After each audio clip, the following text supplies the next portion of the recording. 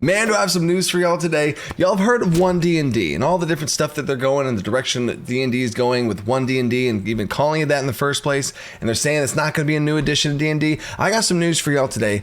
But first, I'm the Dungeon Coach, creator of DC20. And if you've been following the pace of DC20, here's the craziest news ever. DC20's got a lot of attention recently and apparently even from Dungeons & Dragons. So here's what's going on. Wizards of the Coast is floundering around with D&D right now and they're wanting to go in a new direction. And that direction is DC20, now renamed to DC1. That's right, and if you can't believe it, D&D Beyond is now going to be renamed DC20 Beyond. And this also makes sense with the whole 1D&D thing with all these cool ideas that were then backtracked to be pretty much left with the original D&D. It is going to be the original D&D in the new direction, DC1. But I do have a list here of some talks that I had with D&D about some rule changes about DC20 that need to be walked back and kind of changed to kind of fit with what they kind of want. Again, these are out of my hands, so here we go. One is the 4 action points in DC20. Everybody I know really does love the 4 action economy and being able to flexibly use your points around and kind of spin the points that create a dynamic turn. But they really want to backtrack to, instead of 4 action points, you're going to have 1 action that really most of your turn revolves around. You're going to have only a certain set amount of movement that you can use, and then they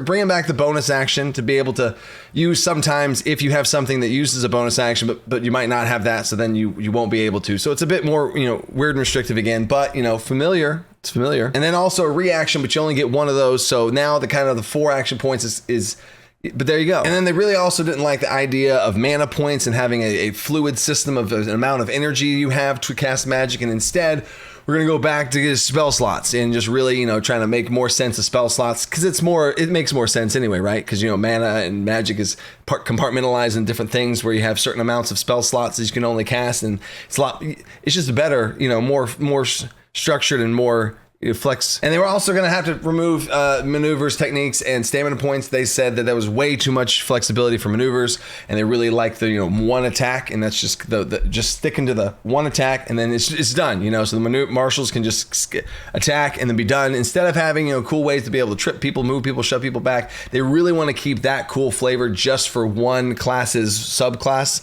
of the Battlemaster fighter. That's the only one that gets that. Everybody else kind of just gets the normal stamina points and techniques and all the other cool stuff that DC20 had was just too much, too much cool stuff for marshals, and we want to keep the marshals down. And we had to kind of walk back the prime attribute in DC20, where you had this one attribute that lets you be able to represent your character's overall potential within your class, swinging weapons, casting spells and stuff. That's now going to be heavily gated between all the attributes. So they also wanted to bring back in the other 2 attributes to be able to have an attribute that's revolving around health, even though it doesn't have anything to do with checks and constitution. Why is that an attribute? But they wanted to bring that back just for familiarity again. And then wisdom and intelligence, and really the difference between wisdom and intelligence is kind of a little bit semantic and kind of, but that they're bringing that back now. So we have 6 again, but then they really wanted to have things to be heavily structured to where if you want to swing certain weapons, you have to have certain stats, and you can't really, they didn't like the flexibility. So really we're going to try and dial back the flexibility and really dial up that.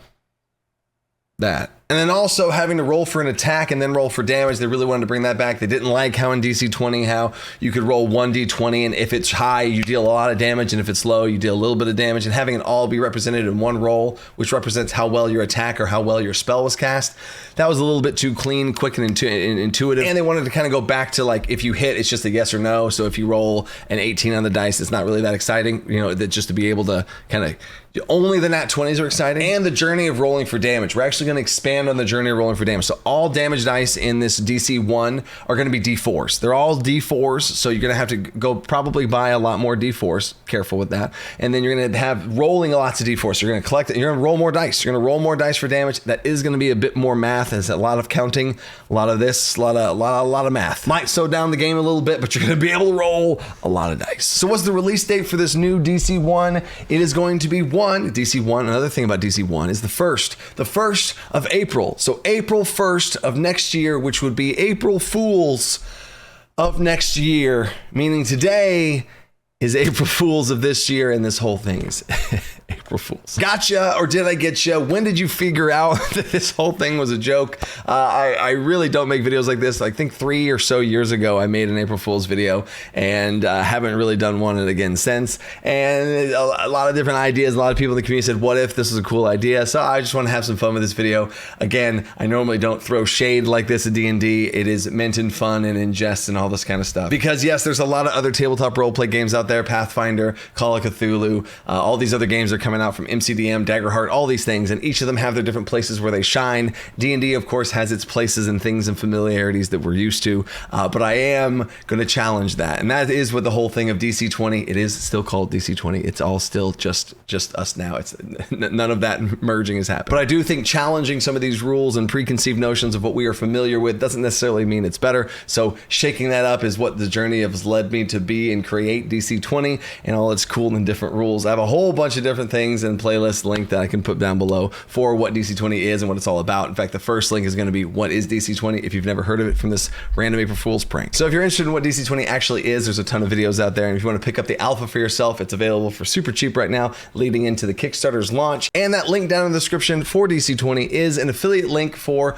Will from D&D Shorts. He's been a huge proponent of DC 20. He just made a video where he said this about DC 20. I think DC 20 by the Dungeon Coach, which I'll link below, feels much more like taking D&D to the next level. I was blown away that he even said this about DC 20 in the first place. He's played it twice with me and we had an absolute blast. And that is my goal, is to take TTRPGs and take the spirit of what we know from Pathfinder and D&D and this type of fantasy game and take it to the next level. But that's gonna be up for you to decide. This was a fun video to make, a joke community. I hope this landed well. I do love April Fools. My wife's birthday is on April Fools. I've always done things with my friends and family around April Fools. So I'm sorry if this rubbed you the wrong way, but it's all in good love. So until next time, stay creative, think outside the box. Peace.